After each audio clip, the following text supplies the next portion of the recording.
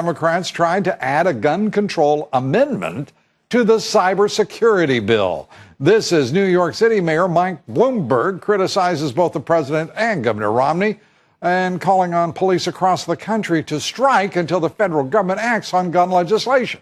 Joining us for more on all of this and a sudden assault on the Second Amendment, John Lott, former chief economist at the U.S. Sentencing Commission, author of the book More Guns, Less Crime, Understanding Crime and Gun Control Laws, and former prosecutor, Fox News legal analyst, Lee Sweell.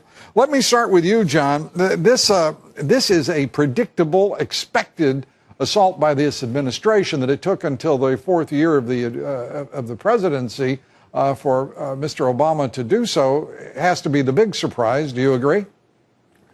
Well, I don't think he's actually waited to the fourth year. He's been doing other things along.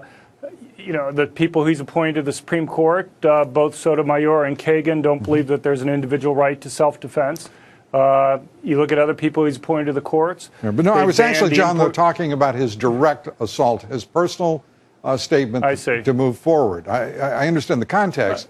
Right. Let me do this. Let me. I agree. Let me put it this way. Go ahead. We've just received some news that I think you will find, and I certainly find to be great news. In fact, we've just received word from the Associated Press as we speak here that UN member states have failed to reach agreement today on what would have been a new treaty to regulate the multi-billion-dollar global arms trade. Diplomats and treaty supporters blaming the United States for triggering the unraveling of the month-long negotiating conference. To put this in context, the Arms Trade Treaty, today was the deadline for it to move ahead in the United Nations. No other country has a Second Amendment, so that's why we're in big trouble there, right? I mean, that's the problem. No? Well, no, I mean, I think what they've done is they've decided to fold it into the overall arms control treaty. There's another arms control treaty that's underway. This isn't ended. This is just moved. They've decided. Well, but let's talk about what happened today. I think it's very clear that this, which was the most concerning because this was the deadline, and 51 senators moved forward to express their absolute opposition here. Exactly. Because included in this treaty, unbeknownst to millions of Americans, was the inclusion, Lise, of small arms within this agreement. Right. It made no sense because, again, we're the only country with a Second Amendment. So how can we lop ourselves into that kind of a treaty? It did not make any sense. But I just want to go back to one of John's point about the cyber treaty here. That, you know, John, you would agree with me. I think that there's got to be, and I've read the Second Amendment. I agree with you on the right to bear arms. But there has to be some kind of reporting requirement. And I think that's what some of the senators are getting at here is even after the horrible atrocity of last Friday, we've got to beef up at least some reporting, some mandate requirements to the ATF, to FBI. We don't have those at this point in the law. John? Well, we have background checks. I'm not really sure what type of reporting requirements that you want to have.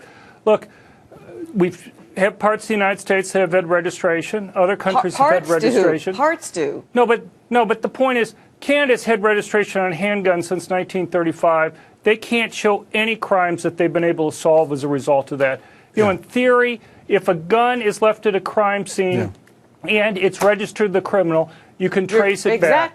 But let me do one thing. It never works. It sometimes does. I prosecuted guys where I'd find that, and that worked. Let me, if I may, interject one, just resort as much as we possibly can to the empirical.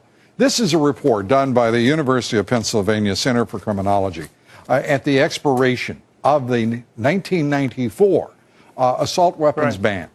And you're very familiar with this report, obviously, John, but the fact is most Americans are not. In 2004, after 10 years, they could not support any idea that the assault weapon bans had in any way influenced reduction in murders, homicides, or violent crime by gun. But by that analysis, then you legalize drugs. Then you legalize everything else. No. But I mean, just because you say you might do that if we were in some sort of debate that wasn't really meaningfully centered on one issue. But did that report take into drug use, alcohol use with well, weapons. does your call or others' call for a ban on assault weapons take into account? I'm not saying allow me to finish the sentence. Well, does it include a call on psychiatrists and psychologists to meaningfully change the way their profession deals with troubled personalities, emotionally distraught, and mentally ill patients who are a threat to society? It does not, but I wish it would. Yes, and because do we all? But look, right now, there are lots of studies that have looked at the assault weapons ban. No criminologist, no economist. I've controlled for different types of drug issues that Lee's may want to have controlled for in my research. No one's found a beneficial effect, either when it was put in effect or when it was removed. And there's no reason to expect that. I mean, basically, they were banning guns based upon cosmetic features on the outside of the guns. And, you know, a hunting rifle or whatever functions the same way as these guns that they classify as quote-unquote assault weapons. Well, I do think we have to be very candid here and say that a 100-round magazine